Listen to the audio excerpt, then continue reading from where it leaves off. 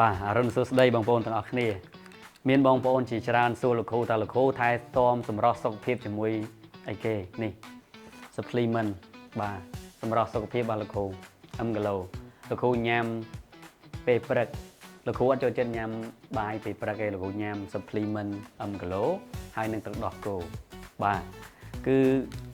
ល្អមែនទែនបងប្អូនព្រួយមួយបានសាត់ពីរបងប្អូនដែលគាត់លាបមុខបាទមុខឯងបងប្អូនលាបលេខ្លួនបាទខ្លួនឯងតែបើបងប្អូនញ៉ាំ M Glow ព្រួយមួយបានសាត់ពីរបងប្អូនបានទាំងសម្រស់បានទាំងសុខភាពឃើញទេអញ្ចឹងវាបានបន្ទូខ្លួនជួយកោសិកាជួយអរម៉ូនជួយច្រើនណាបងប្អូនតើញ៉ាំ M Glow ជាមួយលោកគ្រូដើម្បីសម្រស់និងសុខភាពបាសម៉ាឡេស៊ីមិនមែនបាសសៀមទេបងប្អូន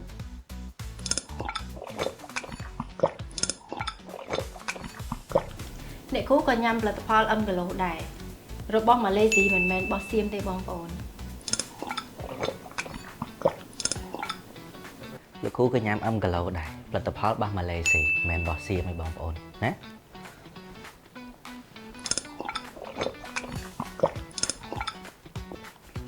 លោកគ្រូចង់ប្រាប់ទៅនឹង promotion សម្រាប់ M Glow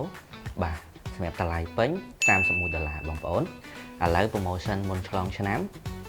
ចុះនៅសល់ត្រឹមតែ$20ទេចាប់ឆ្លងឆ្នាំចាប់ promotion ដូចគ្នាបាទអរគុណច្រើនបងប្អូន